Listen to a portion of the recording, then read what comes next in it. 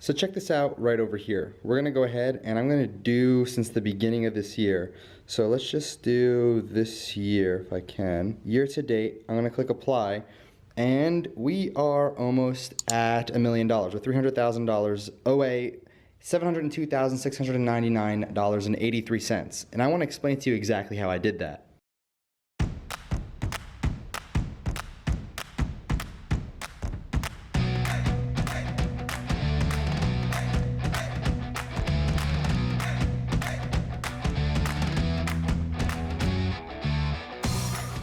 How's it going, my friend? And if you're wondering exactly how products like this as well, which is a back brace right over here, really dusty, another back brace.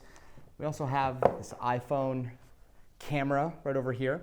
If you're wondering exactly how products like that are going out there and making me a lot of money, you're at the right video. And if you're wondering why I have these products, it's because I create videos with the products that I'm going ahead and selling, because I want to make sure, number one, they're good quality, and I also want to make sure that they actually work, okay? That's like one of the biggest things here. A lot of people sell products that don't necessarily work. So what is step number one, step number two, step number three, and step number four? If you're wondering why I'm looking down, I have notes for you. Oh yeah, I sold this really successfully, thanks to Kim Kardashian, because she made this a huge trend. It attaches to your iPhone or any phone and gives it different lights. Again, something that works really, really well. Just does one of these. So first things first, a lot of people know that I go ahead and have a generic store. However, not a lot of people know that the generic store is specifically only for testing. It's only to go out there and get preliminary data and to get a lot of data back to test what products actually work. Do I actually go ahead and scale a generic store? Not necessarily. I use it as testing grounds. Why do I use it as a testing ground? It's because of the fact that I don't want to go out there, build an entire one product or one product plus supporting product store, and I'll explain that in just a few moments. I don't want to go out there and build all of that before I even know if I can make sales or not. So why would I go out there, waste all this time on a logo, on incredible branding, just so I can go out there and not make that many sales because the market doesn't want what I have to offer?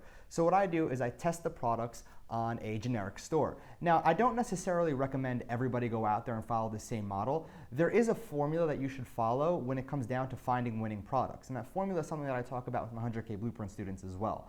So there's a specific formula that really fits different product criterias, and if they go ahead and align in that certain formula, then you know you have what I call a magic product that'll do really well, and you can skip the generic store. However, step number one for me is if I don't know 100% if a particular product is going to be a home run, I test it on the generic store first. Now, once I go ahead and have the data back, and for many of you, you might have that one product that you know is going to perform super, super well. So what I would do is actually start off on number two, and a lot of times I do start off with number two, and the store that I showed you in the beginning is one of those stores that have a few products as support products, but one of the products does majority of the sales. So again, what does this mean? You can either have one of two options. Number one, you can have a one product store where there's legitimately just one product on that store, like blendjet.com is a one product store. It just has one product on there. However, you can have a one product plus supporting product store. So this is something that I would group into a niche store, if you will. So what does that mean is that you have one particular product and then you also have multiple supporting products that you can sell either as cross sells or upsells to the one main product. However, on your store, that one main product is going to be doing anywhere from 70 to, I'd say up to 90% for some people of your actual revenue. So if it makes $1 million, 800,000 of it might come from that one product, and the other 200,000 comes from cross sells or upsells from your supporting products. But it's also key to keep in mind that you wouldn't have that extra $200,000 without those supporting products. So this is something that I've learned over the past few years, is that supporting products work exceptionally well if they're congruent to the main product. For example, let's just take this right over here. So this blender is a great one product. However, there's not much more that I can sell with this particular, blender. There's not much that I can actually do with this particular, portable blender in regards to upsells and cross-sells. I can upsell, bundles of these, probably like 3 for X amount of dollars, but that's pretty much the most I can get away with. And if there's interchangeable blades, I can do it. If there's interchangeable tops, I can do it, but it kind of has its limits. However, if you're selling something in the skincare niche, there's a lot that you can do. You can sell different face masks, different creams, different treatments. There's so much that you can do, different tools, blackhead removers. When I sold the blackhead remover, I actually comboed it and I gave it for free with a charcoal mask. And the charcoal mask cost me 70 or 89 cents, something like that. and they got it for free if they were to purchase the blackhead remover, and it looked great on my end, and I got a lot of sales just adding that little bonus in when they purchased it. And it only cost me 70 cents extra. It didn't break the bank. Actually, it made me a lot more money than it costed me. So again, that's something that I learned, is that I can branch out those products into their one product stores, and I can also go ahead and have different supporting products that I can cross-sell and upsell eventually in that store as well. But one product will do most of the revenue in your store. Now, the third step that I follow is once I build that particular one product store, what I'm gonna do is I'm gonna do one of two things. Number one, I'm gonna go ahead and find Instagram influencers that I can work with. Now again, there is criteria that you should be looking out for when you're working with Instagram influencers. You don't necessarily wanna start with micro influencers or celebrity influencers. You wanna start off with pages, because pages can still perform really well. You wanna make your ad blend into the page. There's a lot that you wanna do with the particular page that, again, there's little minute nitty-gritty details that you really have to keep in mind, which we can cover some other time, or if you're in a 100K blueprint, you already know the nitty-gritty details. But at the same exact time, I'm gonna be running a Facebook ad.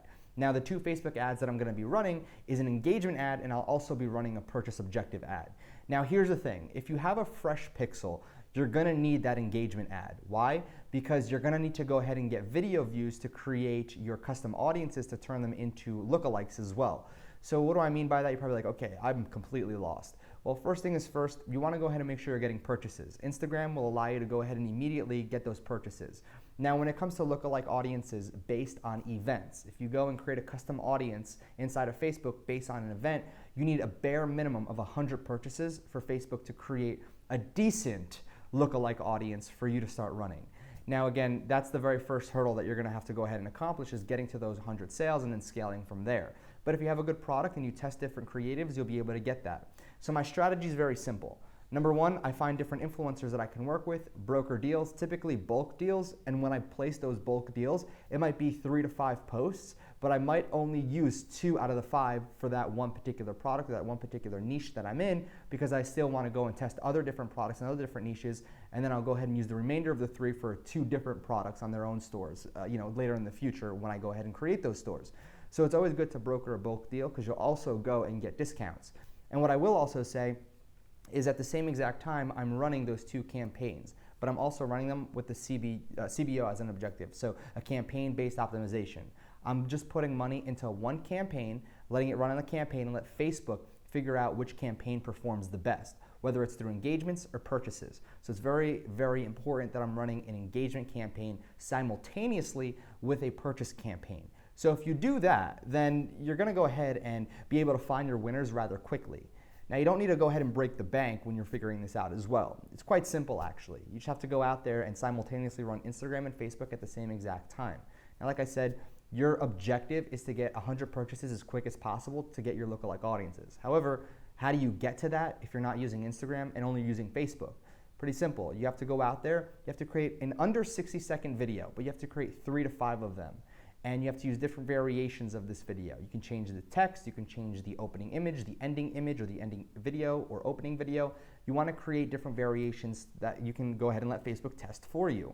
Now, this is going to do one of 2 things. You're going to find the highest performing ad right from the get-go. If you only have one creative, that means you're telling Facebook that you only legitimately have all your eggs in one basket. So if that video doesn't work, then you're done. But if you give Facebook 5 different options, they're gonna find that one that outperforms the others, and you have your winner right there.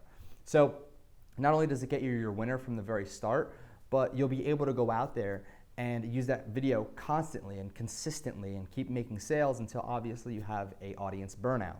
And then you can create other lookalikes, etc. But that video, you're gonna go ahead and get, a few thousand views. Again, I don't have an exact metric for this because everybody's different. But let's just say I pay for 10,000 views in an engagement. If you're paying for engagements as well, it counts towards your views. What you wanna do is you wanna build up an audience of 95% video viewers. Now, this is very important. If you have a 60-second video and you wanna build up a 95% audience, that means somebody who's viewed, I think, over like 54 seconds of your video or something like that.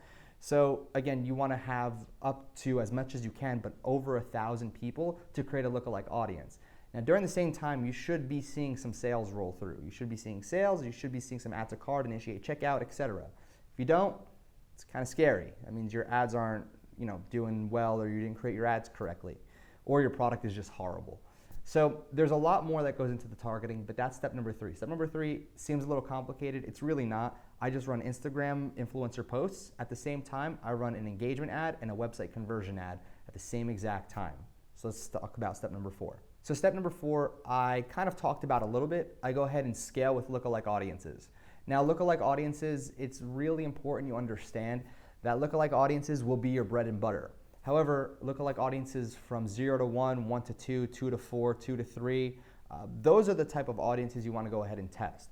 However, when you build out lookalike audiences, you don't just want to build out on engagement and events. You actually want to go ahead and start building out on how much time a visitor spends on your website. So the top 25% of people that spent the most time on your website, you can create a lookalike audience based on those people as well. People that initiated checkout as well. People that went ahead and purchased, obviously.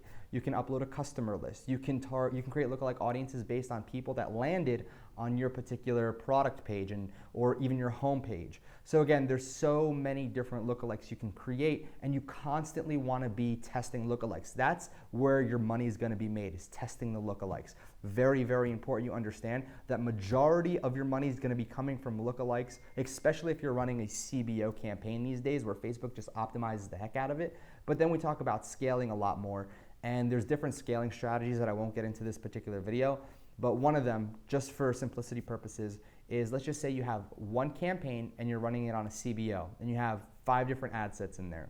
One of those ad sets will outperform the others. You're going to duplicate that campaign and just have that one ad set by itself, and then duplicate the same exact campaign, remove that one successful one, and only have the other 4 in there. So now you're testing the other 4, but at the same exact time, this is again scaling, you're taking that same exact ad set, or that same exact campaign, and you're adding more ad sets to that particular campaign. So you duplicated it 3 times, and you keep on doing this over and over and over again. And your winning campaign, all you have to do is increase the budget since it's on a CBO, and the campaign just does it all for you automatically, and you're pretty much set from there.